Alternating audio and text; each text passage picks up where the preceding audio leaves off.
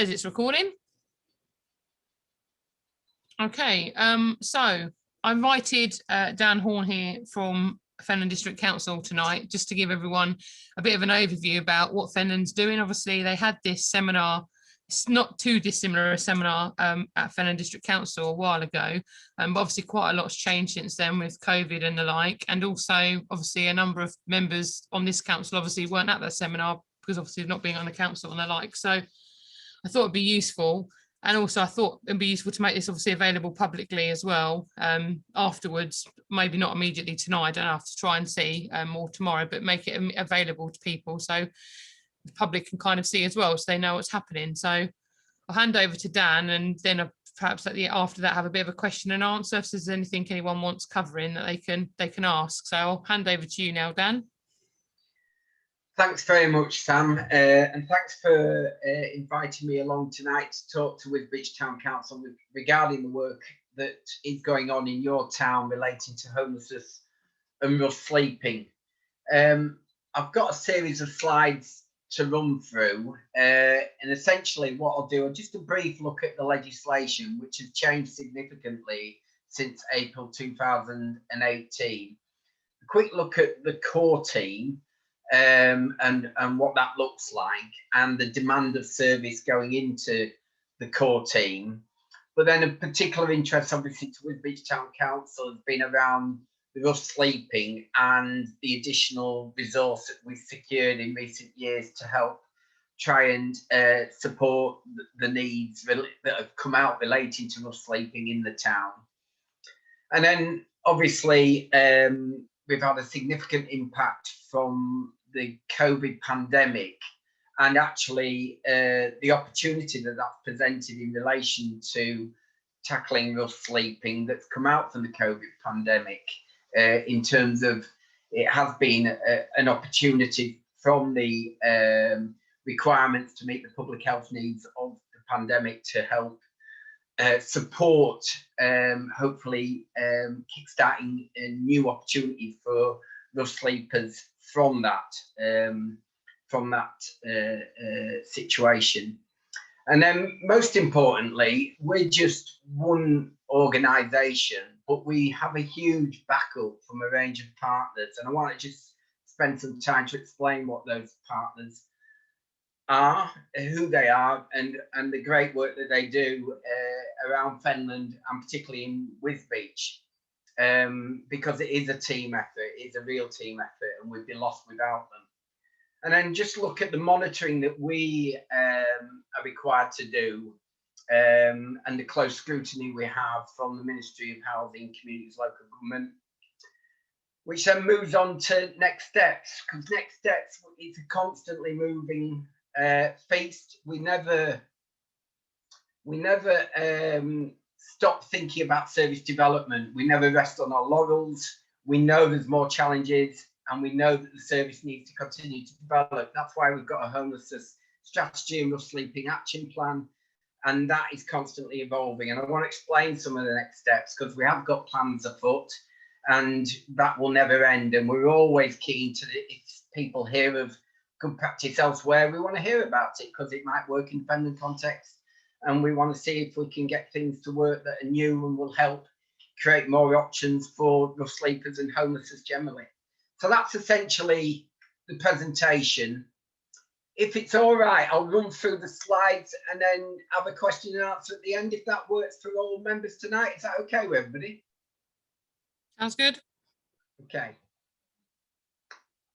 So the Homelessness Reduction Act. So as I mentioned in the introduction, from April 2018, there were significant changes to the way in which councils tackle homelessness, with a real focus on preventing homelessness happening in the first place. And to help do that, they extended the period of when you were threatened from homelessness within their legislation. It used to be 28 days, and they extended it to 56 days, because they recognised actually we need to start those conversations much earlier. If residents approach with no home, there was a duty to provide what was called relief accommodation for 56 days. There's also a duty to prevent homelessness to all eligible applicants threatened with homelessness, regardless of priority need. An example of priority need is, for example, if you've got a child, and there's also a range of definitions around vulnerability and lots of case law linked to that.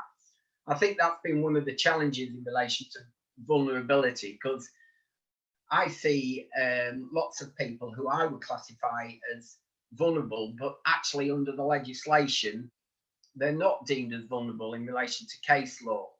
So that's often been one of the challenges, I think, in relation to tackling homelessness, which is why we need to look at wider partners to help us, to work with us and get that support from other partners to help come up with solutions in, where those challenges present.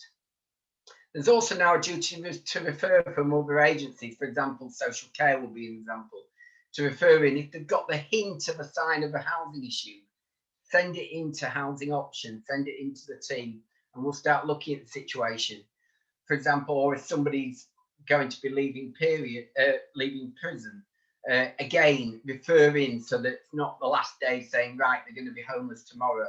And that's the ability for our partner agencies to engage with the service so that we can start working on their case as early as possible. There's also a duty for the council to provide advisory services on homelessness, preventing homelessness and people's rights free of charge, and that's what we do. We also have great support from the Citizens Advice Bureau on that as well. So they're an example of a service which helps the council in meeting its statutory duties. And this is the last one is really interesting, because that's like a personalised housing plan. So the team will triage somebody who comes to the council saying, I may be homeless or I am homeless. And we develop a personalised housing plan, an action plan. And in it, there's stuff that we need to do as a council, but in it as well, there's also stuff that they themselves need to do. And that's part of the evidence base as we work through their homelessness application. So the current service offer, we've got a core team, and there's 7 officers. There's 2 triage officers who take all the initial referrals and go through initial assessment. We've got 4 case officers and a team leader from that. And that was the team that was brought in to implement the new Homelessness Reduction Act, because it was a huge change in culture in terms of from the old legislation to the new legislation. As part of that, we do manage temporary accommodation, including a hostel in March. And as I say, the raison d'etre for the team is a focus on preventing homelessness. And I get personal great satisfaction from witnessing the drive from that team in wanting to get those preventions. There's a real spirit to try and work to get those preventions. So as a flavour of what that core team does, from April 2020 to the end of December 2020, they had 1,340 household inquiries coming in. The majority of those are advice only. To say that was one of the new duties, and that could be around my home link is wrong, or I need help with it. There could be issues around benefits. There might be the same, my landlord says in a year's time he's going to be selling his house. It's that early talk, which don't necessarily link to a full application for homelessness at that stage, but we give them some tips and tricks, send them away, and they don't become in terms of a full homelessness application. However, in that period, 305 have actually become active cases. I think around 60 to 70 of those are still active at that point at the end of December. But in terms of completed cases, 174 were preventions, of which 45 went into social housing, 25 we negotiated for them to stay in their home, so they're not homeless at all. 68 went into private rented accommodation, and that's been a huge shift. The use of the private rented sector as a solution has been a real step change from what we used to do prior to the new act coming in. And 36 into supported housing, where housing with some specialist support linked to it. I think going back to the team, we've got, well, when they were working, they're obviously working at home at the minute, but we have a bell in the office. So whenever we get a prevention, there's a big ring. So the team's opposite and Fenland Hall in the corridor, and there's a big ring of the bell when they get a prevention, because such is the driving enthusiasm to try and prevent homelessness. And that's just one of the things we do to try and for team morale and positivity, and to get that drive to want to support every household that comes into needing support through Fenland District Council. So rough sleeping, and the vast majority of all rough sleeping in Fenland is in the town of Wisbech. In November 2018, we had the highest rough sleeper count, 23 on that night. In November 2017, it was 9. In 2020, the third digit down, it was 8, and in the middle, in 2019, it was 11. So you can see there's been some fluctuations, but I want to say with those statistics, those are the formal rough sleeper counts. Now, it's really important that there was always more rough sleepers than that for all those counts. So when we saw that, we knew there was more, and we had intelligence that there was more, but the guidance is very rigid of where you can count a rough sleeper on a formal count. We do it each year in November for the annual rough sleeper count. I'll come on to a bit more detail. We're doing a lot more of those at the minute, linked to some of the funding we've got. But the guidance, they have to be actually there and bedded down at the time when we see them. If not, you can't count an individual as a rough sleeper. And our view was that certainly around the time, this is at the time coming to COVID, we felt we had circa around 50 plus people rough sleeping or at risk of rough sleeping at the time of the COVID pandemic in March. Now, in response to that, we clearly needed additional resource, and we had concerns of our ability to meet our statutory requirements, and went to government to seek support. And that's something that, with the support of Sam as portfolio holder, we've been doing to make that case, and been quite successful with getting additional resource to meet some of the challenges that we face relating to rough sleepers. So we've had various programs of support, Rough Sleeper Initiative Programme 2 and 3, and CMF funding, that was called the Controlling Migration Fund, and that's over 17, 18, 18, 19, 19, 20, 2021. We received 616,000 to help support specialist dedicated additional resources over and above that core team that I mentioned earlier, to help meet the rough sleeping challenges that were apparent from the rough sleeper counts and the intelligence that we picked up. So that's helped to deliver a hub, a hub and a night shelter. So the night shelter was to make sure we could try and encourage people off the streets each night, but also delivery a hub, and that's where we pull partners in to help support the council towards getting solutions, and that's been provided through the ferry project. We also secured then 2.5 support workers who help work to help ensure that each rough sleeper that comes into the service is developing in terms of the life skills needed to be able to sustain their own tenancy and keep their home when eventually they go back out into independent living. One rough sleeper coordinator, a real star, Molly. So she has been appointed to help coordinate all the work in the town.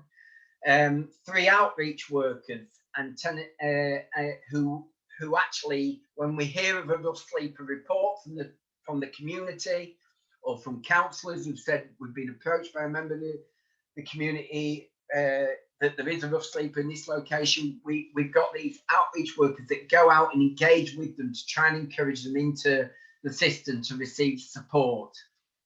A new service, I'll come on to it a bit more later, a mental health outreach service, and bespoke interventions fund to try and help support getting a way forward for each rough sleeper. So little things like perhaps we can't contact them, so here's a mobile phone so we can be able to contact you, to keep in touch where you are and get you in. So what have we achieved together? The outreach service. So what the service does, engagement with sleepers, we try and build trust, because that's the key to it, is trying to become that advocate, that supporting role, so that we can try and build the trust of that individual to be able to want to take some positive steps, which will hopefully end up with that person securing own independent living and be able to sustain that independent living, and also learning the life skills around that in relation to how to hold down a tenancy. So it's that hand holding, and it's trying to find solutions to the homelessness and prevent the likelihood of it acting again. And I mentioned about the mobile phone and the hub that helps support that, because essentially when the rough sleeper, if you end up rough sleeping, it's generally the loss of accommodation is a symptom, but it's certainly not the root cause. The root cause is something else that's happened in the individual's life, and which leads to a rough sleeping situation. And that could be around mental health, drug and alcohol, relationship breakdown, etc., just being a few examples. So some of the bespoke interventions, just to give a flavour, assisting with settled status. So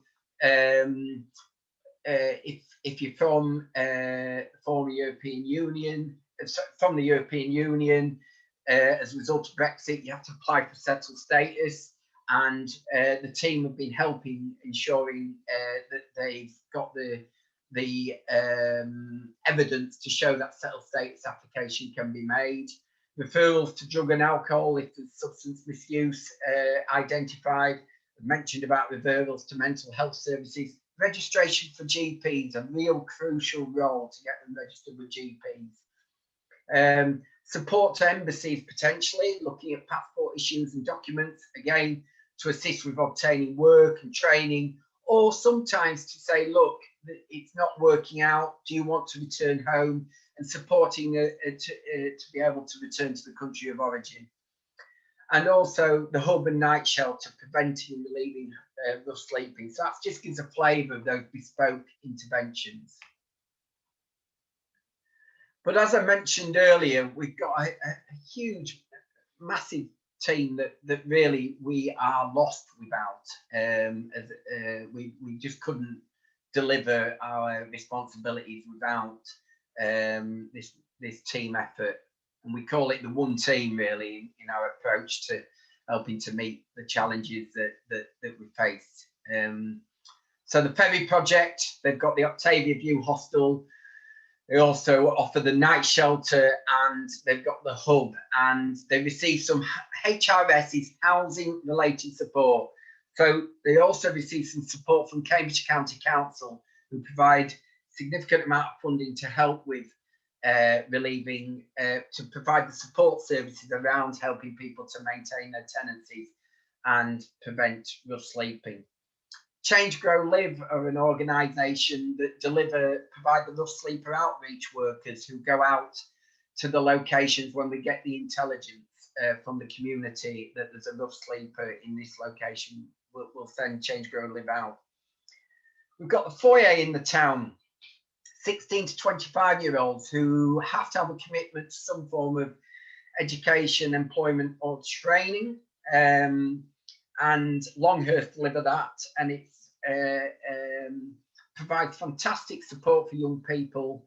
And again, that receives housing related support funding from Cambridge County Council. We've got supported housing for young people at the Stave, and that's through CHS Group providing that service. They're a housing association, and they provide support to young people at the Stave. Again, that's funding secured through housing related support at Cambridge County Council help provide that service. We've got the domestic abuse refuge for residents fleeing domestic abuse. Again, a really essential service. Then we've got mental health services, and I'll come on a bit more detail on new mental health outreach that we've secured in recent times. Since January, essentially, it kicked off in earnest, so I'll come on to that a bit more later. We've got drug and alcohol services, again through Change, Grow, Live, who provide also the rough sleeper outreach. Have also got a service commissioned through Cambridge County Council to provide drug and alcohol support services. We've got, I mentioned the Rural Citizens Advice Cambridgeshire. We fund them, Fenland District Council, and they provide so much preventative support, helping getting financial advice and support to residents as part of the prevention, which often goes in a personal housing plan to get that support and assistance to help with debts, etc. We've got Access and the Rosmini, again, who do fantastic work on migrant advice and various related support from that, essential services. Also got the floating support. Now, what I mean by floating support is that's where we've identified, we found accommodation for somebody coming through the homelessness system. But looking at the circumstances as the reason why they came into needing our service, we think, okay, there's some issues here that perhaps the family or household or individual needs some support moving forward to help prevent it happening again. So we don't want to repeat cycles. So we engage an organisation called P3 to offer floating support to just ensure that the tenancy is smooth when finding when they find their next tenancy. We've got a fantastic project, Fenland Young Parents Project, again with housing related support that is provided through P3 as well, and that's for young parents and ensuring they get the support they needed.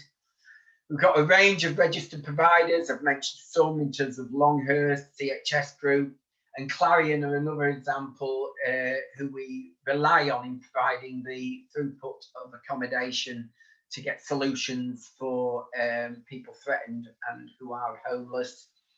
And we've got Amicus and MySpace as organisations who provide HMO supported accommodation. That's really important. They offer valuable services for some customers who perhaps under the legislation, perhaps we can't help so well, but we can refer them into these agencies, and they provide essential accommodation across Fenland generally. So that shows we've got quite a big team sheet, and we're always happy to build on that team sheet and the squad.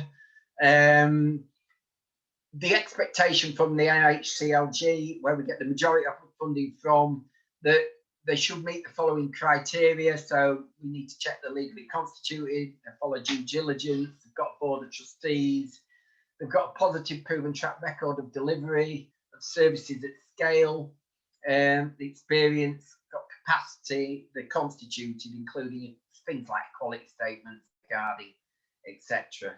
So those are some things we look at, but we're always keen if people are interested in working in our area, we want to understand what they can bring.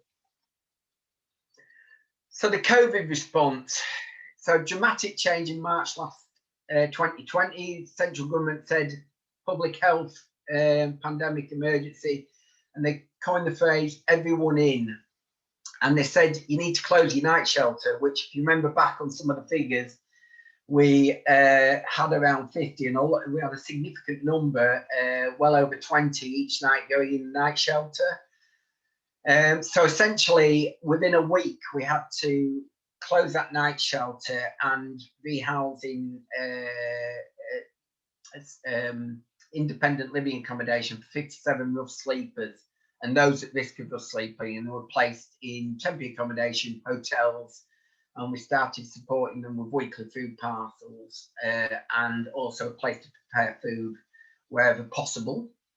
And also we had a self-isolation unit for if we needed in relation to if somebody became positive and had a COVID positive test. And over the year, we've had swab testing at times where we've had a scare in relation to some of the temporary accommodation we've had.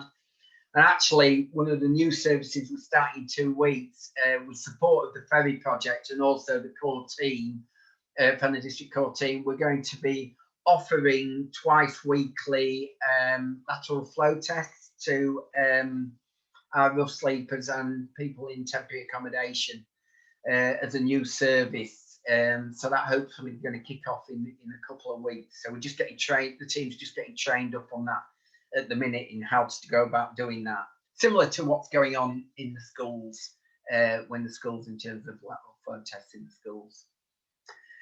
Got severe weather emergency provision, and we've secured being able to offer, no matter what the temperature is. I mean, clearly at the minute we are hitting thresholds for what kicks in for that provision, but whatever the temperature between Jan to March, we can offer it continuously over that period. And we've also had to repurpose the funding I mentioned earlier, RSI, because obviously we couldn't work in the hub as we wanted to, because we had to close the hub as a result of the pandemic, but we've been able to repurpose the funding to work in different ways to continue to try and get the outcomes we want from the rough sleeping community. So I mentioned government monitoring, and we have weekly monitoring meetings and weekly and monthly monitoring returns to central government. There's a real close scrutiny on this area of work. We now have to do bi-monthly rough sleep accounts. So we did one in January, and we found 3 rough sleepers on that count in January, January 2021. So we've got a national peer support process that we go on now to share our successes and challenges nationally. As mentioned earlier, we're always keen to learn. We don't think we've solved it by any stretch, and we're always wanting to learn. There's always new things we can consider and see how they can work in the Fenland context. And Sam's always very keen to she picks up ideas, she sees things coming out, and we go, for example, we went to Boston last year to have a look at what Boston did in relation to see whether we can learn anything from our partners and across the country. One interesting thing that Fenland did is we became the lead organisation for Homelessness Trailblazer across Cambridgeshire and Peterborough, and that was basically saying, actually, could we look at things earlier than 56 days? And we got some national funding to look at that, and we led that project across all the councils in Cambridgeshire and Peterborough. And some of the work from that was recognised nationally. And actually, although the Trailblazer funding ended, the principles of that is still embedded within core teams throughout Cambridgeshire and Peterborough. So we're always keen to get that early heads up, even earlier than 56 days, because the more time we get, the better in terms of trying to come up with solutions. The rough sleeper impact. So from the 57 housed, so since then, of those, we've successfully housed into supported living accommodation 14 of the residents, into private rented sector with support 5 residents, into private rented sector without support 2 residents, into social housing 6 residents, and reconnections back to the country of origin 6. So that's 1931, about 33. So we're still working with around between, because there's been some new ones come in, obviously in the last 12 months, still working between about 25 at the minute in relation to that programme, that Everyone In programme. And I mentioned settled status. We supported 27 with their settled status applications over the last year. We've got about 5 at the time of writing this presentation where we've got outstanding to try and see what we can do to get the relevant evidence for that, or if there's issues with that. So that's quite a significant amount of work with those settled status applications. And as I mentioned earlier, we're always looking for new services. And this is something, again, which Sam was really keen. She picked up, I think, on this from Cambridge County Council and was really keen for us to explore this. And this is And after exploring it, it looks a really fantastic opportunity. And essentially what it is exactly what it said on the tin. Actually, it provides the housing first, and then you wrap the support services around it, around that accommodation.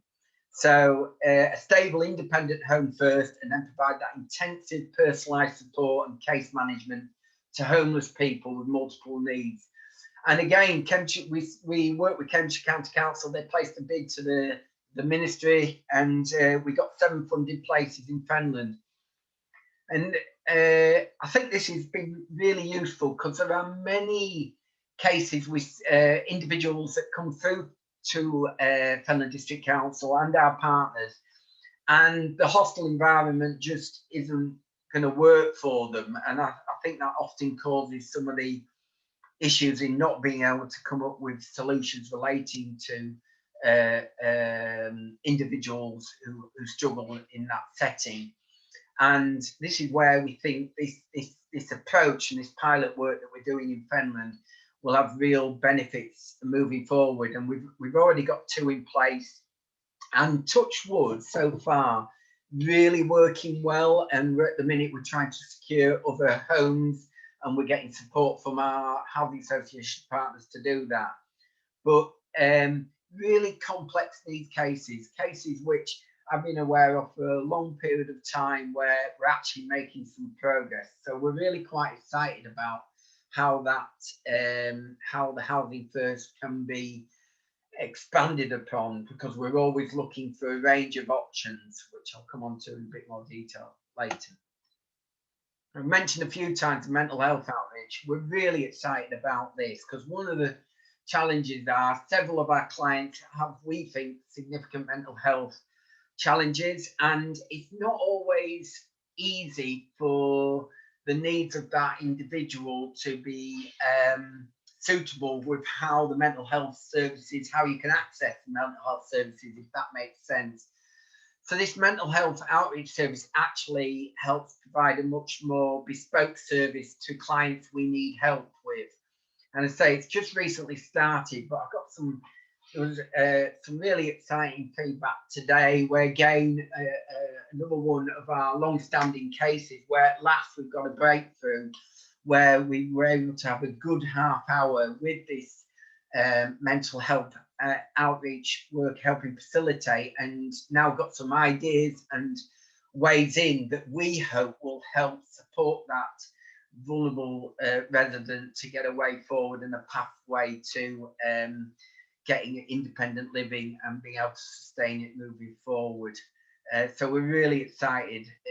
That post is working from the Ferry project, and yeah, close links with CPFT, which is the Foundation Trust for Mental Health, and links with GPs to provide to get the appropriate pathway.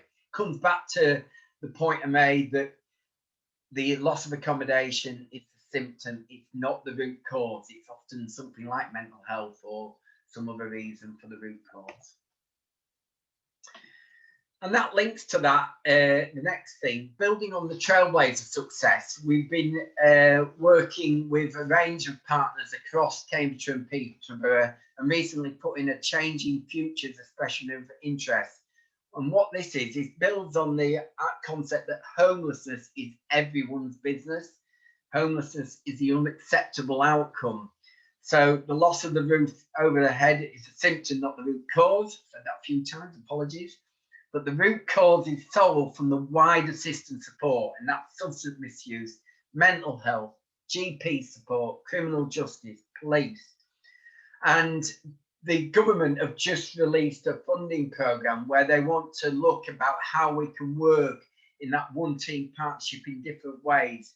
And so Cambridgeshire and Peterborough, building on the Homelessness Trailblazer success, we felt that we could put in a bid around that approach. How can we build that system wrapping around people who have got complex multiple issues and work in better ways to get a solution quicker and stop the risk of rough sleeping and other things in relation to that, to the complex needs.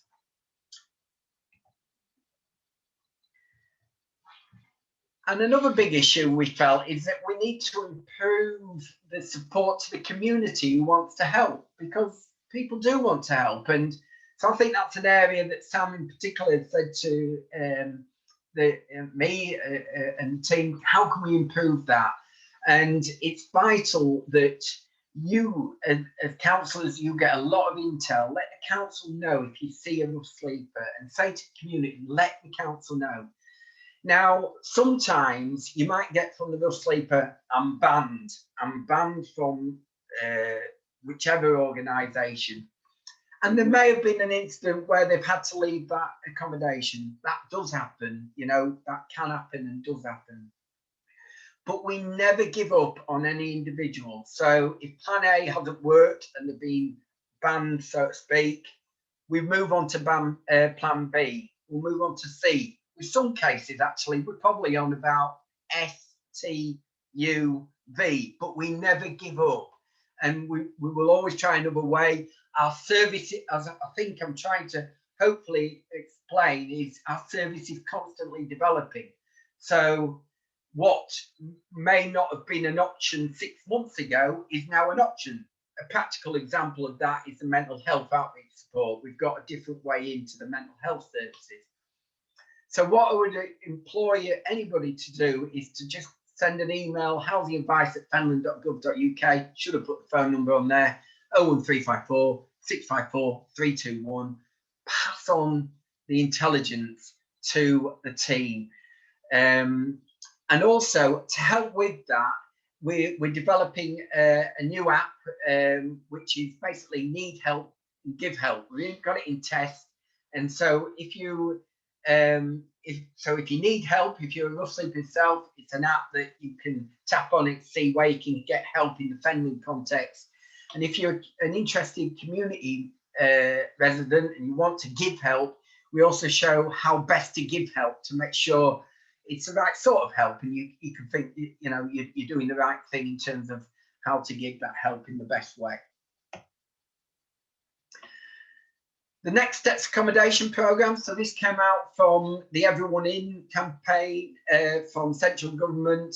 They said, right, we need to create this national asset, and we made a submission last August, and we put in a bid of £820,000 to central government for creating that national asset, whether that throughput of more units where we can place rough sleepers in the future.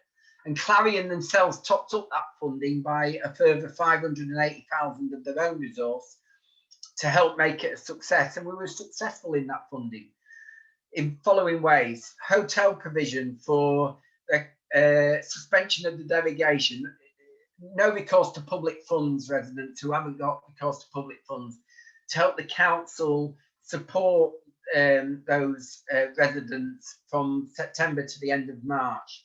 Deposits for private rented accommodation, we also secure funding for that.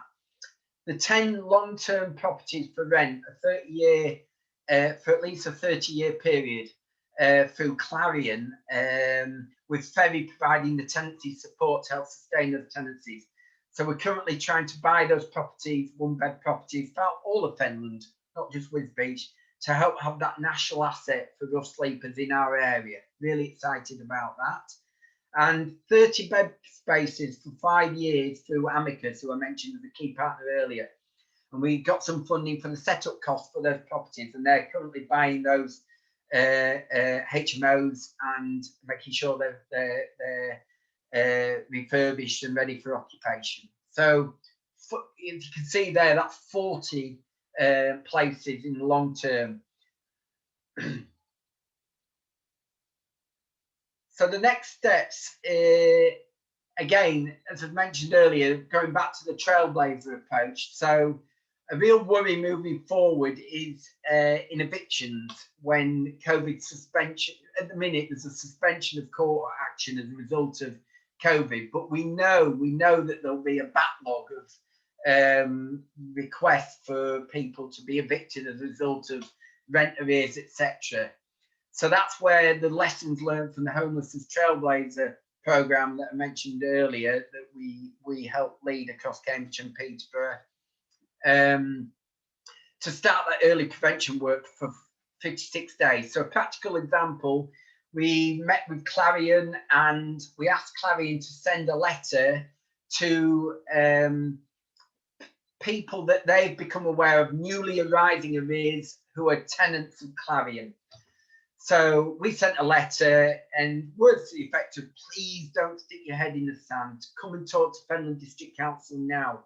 Go to the council, get your support from the Citizens Advice Bureau. We may be able to help you, for example, on discretionary housing payments. So those letters are going out at the minute with the offer of support to try and get ahead of any potential impact when the suspension ends nationally. Making the case for more funding, we're really driven to find more funding. So Rough Sleeper Initiative 4, we need to sustain the funding of the outreach workers, the support workers to help for tenancy sustainment, the Rough Sleeper coordinator post, the hub where we bring the partners in to help work with the individuals. So we've been invited to submit a bid for Rough Sleeper Initiative 4, and that has to be in at the end of February to help ensure we've got that continuation funding for that. I mentioned Next Steps Accommodation Programme. We were successful with Clarion and Amicus and etc. We're working on a Next Steps Accommodation Programme for the second wave of that. And we've got some exciting plans that we're helping develop with our partners at the minute on that to make sure we can hopefully secure something else, some more supply to help create options for people who become rough sleepers or at risk of rough sleeping. We're making representation for improved core funding settlement, and Sam has helped make that case to say, actually, you know, we don't want to be bidding each year for core funding. We need to be we need to have an improved core funding settlement, so we don't have to keep bidding each year for funding. So we very much welcome the fact that we have had support from central government for the various initiatives, but we'd like to get away from this annualised bidding programme if possible. And I mentioned the changing futures. If the expression of interest is successful, we'll be working on a detailed bid across all partners in Cambridge and Peterborough. Really excited about that, because we do see that as a way forward for some of our more complex needs cases. So in summary, it's really complex. It is complex, and there's lots of facets to each individual case that we try and pull together. We've got a really committed partnership. It's often 2 steps forward and 1 step back. Sometimes I'd say 2 steps back and 1 step forward, but we never give up. The door is always open for engagement. It's a two-way process, but it's always open for engagement. Always pass your information on to the council. Please do. One thing I'd like you to take away from this evening is that we need to know about the situation.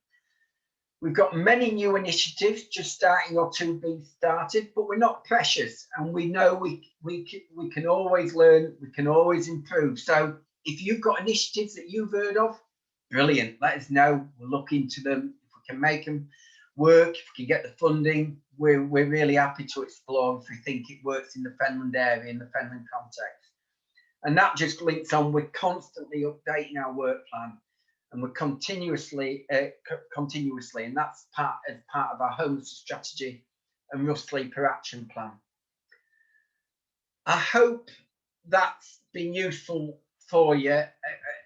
Thank you for listening, and of course I'm really happy to take any questions or feedback. Shall I hand back to you, Sam? Yeah, do you want to, I was just thinking, can you have to stop your screen sharing just so then, well, that's it, I think I've done it yet. Just that I think it'd be a bit easier for everyone to see everyone then. Yeah, thank you for that. I found that really informative, and hope everyone else did as well. Yeah, if anyone wants to speak, if they can raise their hand, that'd be useful, please. I can see we've got a little hand raised from Susan, so I don't know if you want to come in. Hey, thanks. I've got loads of things to say, so shall I shall I say them all at once, or do you want me to come with one and then back out, or do one and then we'll go from there? Okay. So first of all, got some feedback. So the preventative side of what we do, I think, is outstanding. I really do. I like the focus on preventative because it is so much easier to prevent homelessness than it is to cure it. So absolutely brilliant. The mental health outreach worker, perfect. We know homeless people have twice as likely to have mental health, and actually not just issues, they have mental health illnesses, which don't go away without that support. So that is perfect. I really, really like that one. I love the way that the staff are so passionate that they ring the bell after they've prevented someone from becoming homeless. Love that ethos, and I know that runs really well in the FDC offices. Right, so I've got two main questions and the other few bits and bobs that I got from your speech. So if I do them too. So some of this might be covered in the Next Step Accommodation, the Housing First project. So I was looking today on some of the homeless projects they do in other areas, and there was one on Southampton University website, which was a joint project between architects, experts and academics from the university, and they developed sleeping pods. So it was their idea behind it was about giving an initial step from the street to indoors, and then once they were in there, they could then do the work. So then their work then became about getting them from indoors into safe housing. They were saying, I mean, I know statistics can easily be manipulated, but they were saying that they had a success rate over the 2 years of 75%, which is pretty phenomenal for homeless. And that 75% was not in the pods, it was from the pods into housing.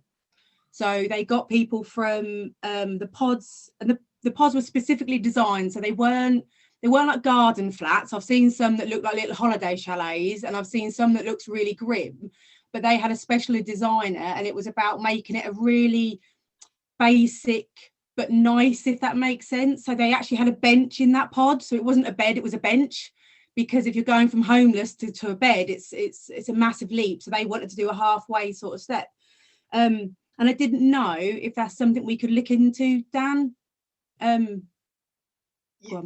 Yeah, I mean, I would say as part of the Next Steps Accommodation Programme, we are exploring whether we can come up with a pod idea. We have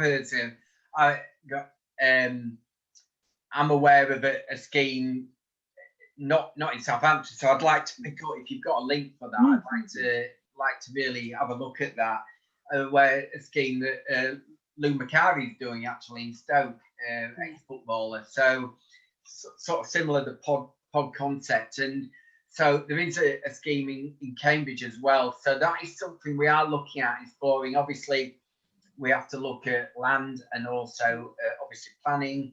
And so that's something we are actively exploring. But I'd like to really, as well as that, it's not just about the pods. It's, as you say, it's what's the model of support that links from that. So yeah, really interested to explore that if possible. Really keen. Yeah, no, brilliant. I've seen loads and loads and loads of them, but this one just kind of rang out because it was about the middle ground. It wasn't expecting from homeless to go to jumping into flats and be self-sustainable. It was a nice little stepping stone, and I like the way it was very respectful towards their life without giving them these amazing chalet pods. It was about giving them something that wasn't out of their remit to understand. I'll send you the link. And we have tried similar things at the ferry, in the not too distant past. We need to obviously review that and see how that's worked as well, because we've tried it on a much smaller scale, but I think that's all very early days yet. So I think, we need to see, has that worked? If not, why not? And, how can we improve that really?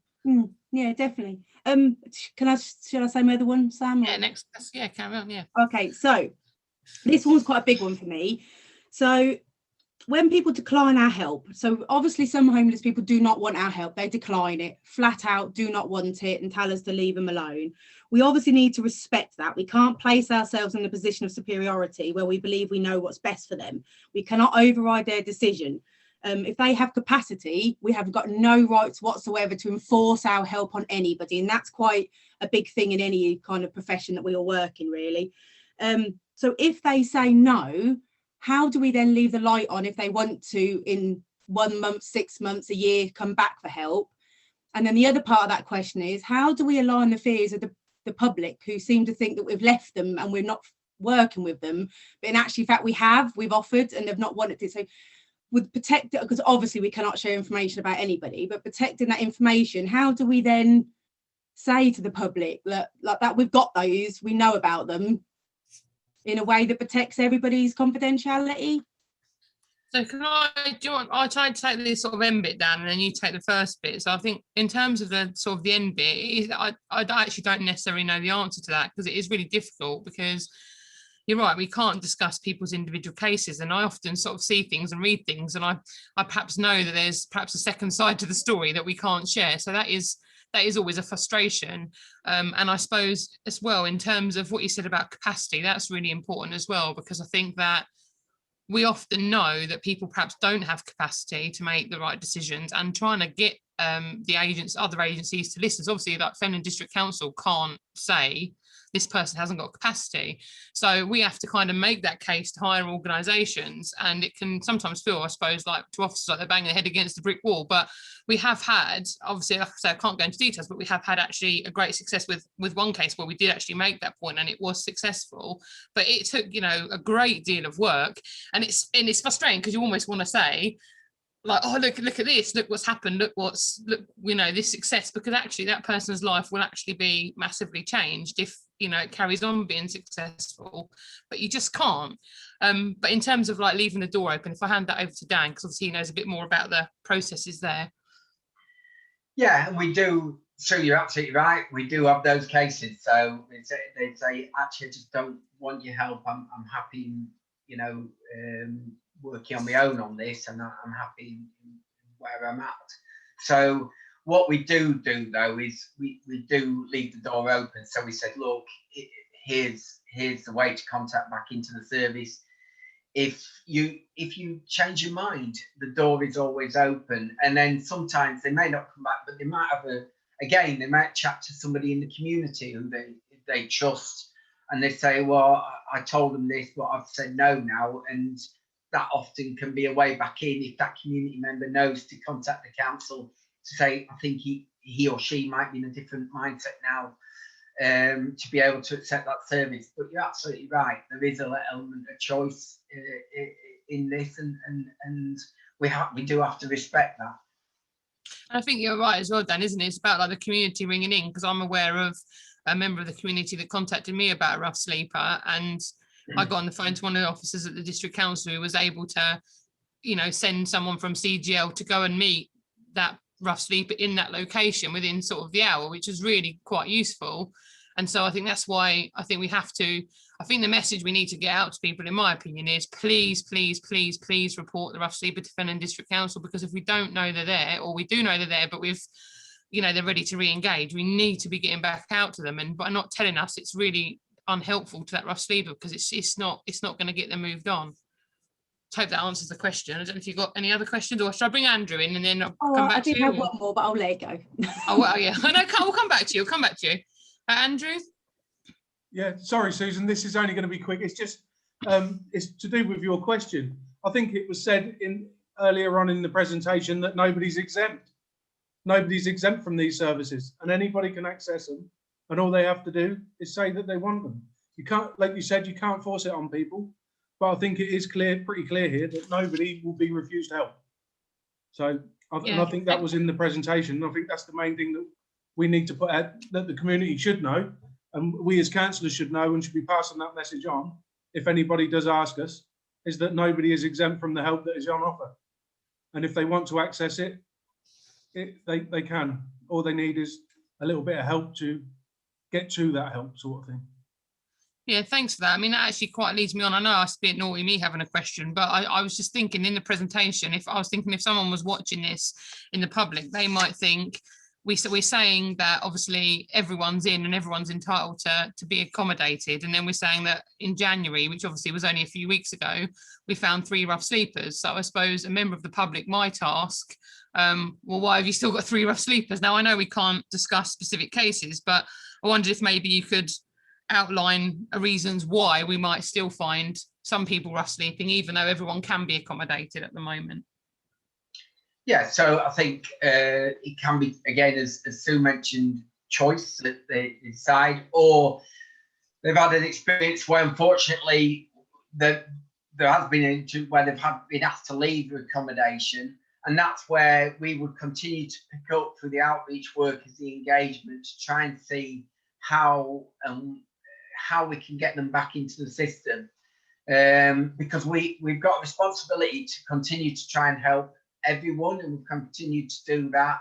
The legislation is funny, it's very complicated in terms of the definitions of where things like priority need, where you have to help, there's a statute, and those which have no priority need, where we still try and help, but the options are less, if that makes sense. But that's where we've got providers like Amicus and MySpace, who are so important in relation to supporting those types of residents. And then on that rough sleep account, it was somebody that was new to us that we found on the night, picked up the intelligence, and so 2 we were well aware about, and there was this one new one that we're now trying to support and get support. So it never ends, because obviously circumstances change with other residents, and rough sleeping can happen, can't it? So it's a constantly moving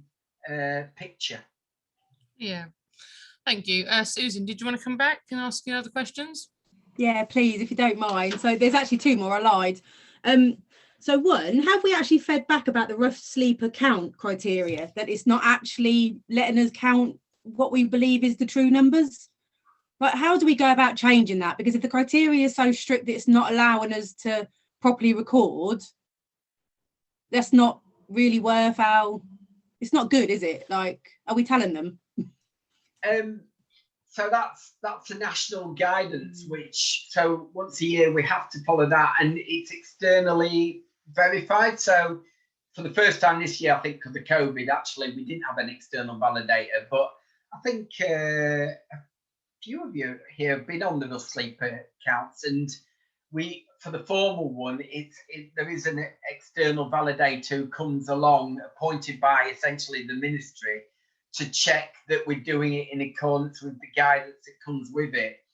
So we just try and make sure whenever we're talking about it is that although we've got the official figure, we do recognise that we know there are more rough sleepers. We don't try and pretend there isn't an issue, because we know there is, and there's no point in trying to pretend something that we know is not the case. We're just really open about it.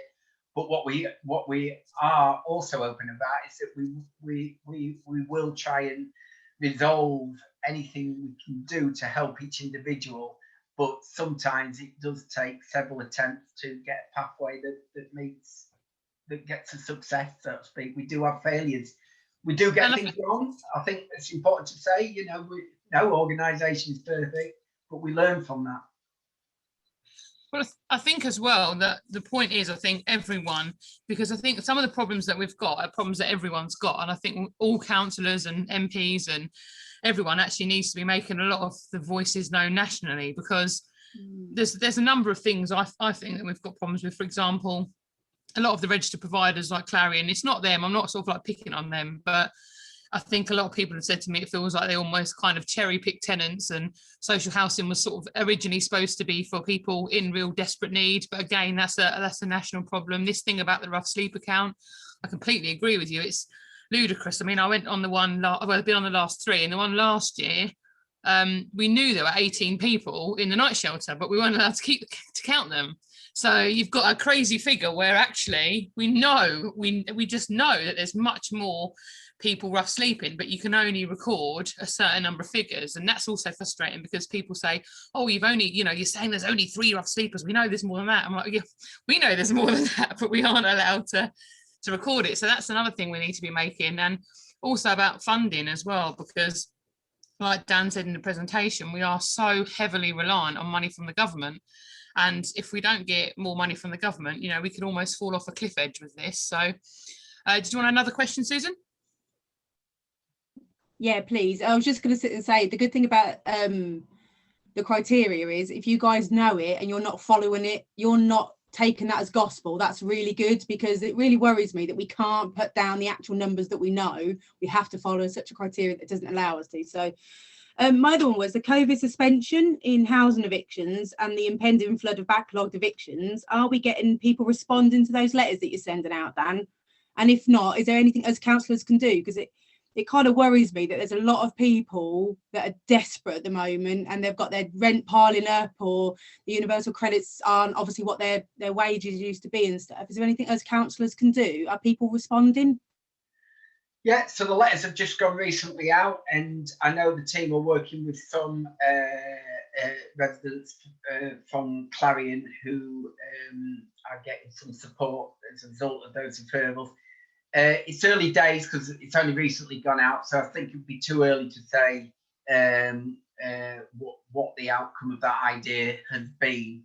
But yeah, councillors, if you get any from your constituents discussions, you get any, just the slightest inkling that there could be a housing debt or a housing issue generally, encourage that individual, say, get into the council early doors, let's get them in early doors, because the earlier we can start to work, because even if it's saying, okay, you're not even 56 days, we still want to know though, because we'll start a referral through to Citizens Advice Bureau, we'll start working on that debt, we'll start a programme, because then that goes back to being able to secure, say, arrears have built up, you have to be showing you're trying to pay off the arrears as part of the solution, really important element of the personal housing plan. So that kickstarts that process and helps overall if the worst happens and they do start to be threatened with losing the home. Brilliant, thank you. I'm now done, Sam, thank you. All right, I've got Councillor Patrick's got his hand raised. Take Steve first, and then I'll, because he's had his hand up for a while, and then I'll bring you in, Councillor Patrick. So Steve first, please. Yes, thank you. Dan, as you know, before COVID began, I had a couple rough sleeping in the service road that runs along the back of my house, and we reported it at the time. And I'm pleased to say that since COVID happened, they've been housed, and I think they're still housed. So that's a positive result there. But one of the things I noticed, I did speak to them a few times, and I took them out teas in the morning and stuff, and I spoke to them a few times, and they said that a common problem they face is that there are people out there who just aren't very nice, broadly, are kind of either generally nasty because someone is homeless, or perhaps some sort of predator who will abuse them or seek to make something out of the fact that they're so vulnerable. They said that they looked after each other, so it wasn't something they suffered too much from. But I know that some of the individuals who've been homeless in the town have severe alcohol and substance addictions. They have mental health problems, and at least one that I'm aware of has a mental age of a child. I believe, or so I'm told. These are the most vulnerable people to predators who would seek to abuse them, who would seek to control them, who would seek to use them for their own ends. And I guess my question is, when our outreachers go and talk to them, do we ask about these things? Do we try to find out if there are people who are attempting to abuse them and their vulnerable situation? Because it worries me, to be honest. Yeah, so it's about building that trust, and our outreach services do a fantastic job in building that rapport, that advocacy role to help hopefully bring them into the system. We have got links, not a whole new topic, it would be another topic, and it's would we look at some of the pressures we've had over the years in relation to exploitation, in relation to property residents who are linked with the private rented sector, and how that links to illegal gangmasters and exploitation and the like. So that's a whole other setting, but we have got those networks. So if we do get that intelligence, we always pass that intelligence on to the relevant authorities to say, we've got a nagging doubt, or so to speak, on that. All right, thank you. Dave Patrick, you had your hand raised. Oh, yeah, it was just to say that I have a renal patient to pick up shortly at Peterborough Hospital, so I'm going to have to leave the meeting. But I would like to thank you, Dan, for the presentation, and wonder if you could please email me the slides. Thank you. Thank you. Yeah, it'd be useful if Dan could circulate the slides to him, and I think that'd be really useful because there's quite a lot of figures in there as well. Didn't write them all down. Anyone else got any questions they'd like to ask? Dave Topgood's got your hand up. Yeah, thanks, Sam.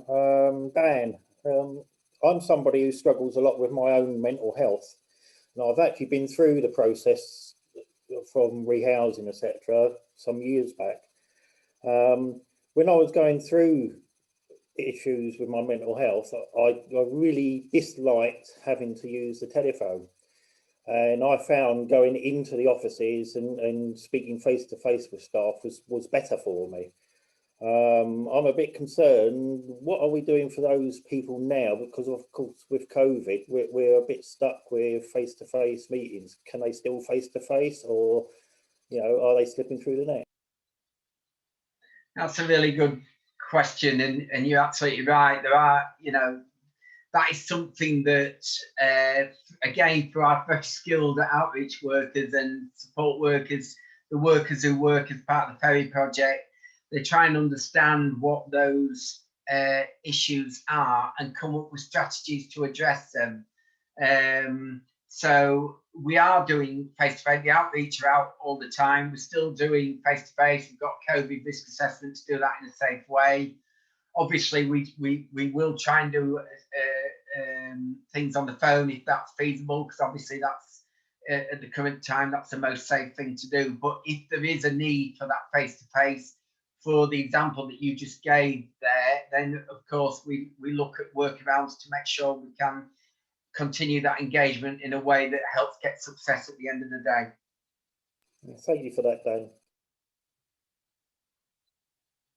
Oh, I was muted. Oh, yeah, it's a really useful point actually, because I think often we don't always think as counsellors of things how I suppose other people perhaps like have to experience things. I mean, I know from helping people with COVID, seeing quite how many people, for example, are still reliant on mobile phones with credit, and or sometimes don't have any credit, so aren't able to make a call or aren't confident on the phone. So I think that's right. We need to consider every method for people, just for certain. Anyone else got any questions? Andrew Lynn, you got your hand up? Yeah, not a question. I'd just like to say thanks to Dan for coming out tonight and showing us all this information. I think there is a misconception in us in our community at the moment about what is being done, and what you've done today is highlighted how many people are involved, how hard they're working, and how much everybody wants to see a result with homelessness. And I think you all deserve a lot of respect, and I think I, for one, am very grateful for everything that you do. Thanks very much. That's very kind. One thing I do want to emphasise, though, is that we're always interested in feedback. So the intelligence is absolutely key to us. We don't rest on our laurels, and we constantly review cases. And if you think we've got something that you think, well, that doesn't sound quite right, let us know and we'll look into it. Yeah. Steve? Yeah, I'd like to second what Andy said, and I get frustrated when I see individuals sometimes suggesting not much is being done when we know that so much is being done. It's so comprehensive. And also when some individuals will use the fact that you can't talk about individual cases because of privacy to suggest something isn't happening, and you're sort of silent, you're not able to tell people. It's a shame, and I think this has been a really useful seminar to show members, and hopefully people who will watch it later, that there's a huge amount of work going on. And I particularly want to thank those staff that you talked about who are still doing face-to-face during COVID, because I know that there's protection and measures in place, but there are some staff in some jobs that would really balk at even doing that. And the fact that they're still out there, I think, is a testament to their dedication. So please thank them. I certainly will pass on your thanks. And yeah, we've really got a dedicated team from many different agencies, and they do care a lot about wanting to get the results to alleviate homelessness on a day-to-day basis. So I will pass that feedback on. Thank you. And Andrew? Yeah, and can we just ask, if all councillors could share this video today and encourage as many people as we can to watch it, so that people in the community know who to access and how to access help for anybody that they know. The more this gets put about, the more people we can help. And Susan, I'm putting Peter. Sorry, Peter had his hand up first, and then I'll come to you, Susan. Thank you, sir. I'd like to endorse. I was going to second Andrew's motion, but Steve got in first, so I'm going to third it. But in saying that, I think tonight has been so informative, and thank you, Dan, for your time. We've got so much information now, and we can go out and help those who need help in the community. But there is a little saying that there, but for the grace of God, go I, and this is how we need to look after these people. And I congratulate you, Dan, and your team, and for all the wonderful work you're doing. And thank you very much for coming tonight. Thank you. Much Susan? appreciated. Susan? Yeah, sorry. So I was just going to sit and say, I've really found tonight informative. So what's the next steps? Because I quite like these things. I like to know in the next step, because I don't want to lose this kind of public awareness thing that we're trying to do by allowing it to drag on without doing anything else. So are we going to do another one? Is there going to be, what's the next step, guys? Well, I do think we're going to have, I think, first of all, I think every councillor has got a responsibility to be making the case, because everyone knows the information now, and so no one can say that they don't.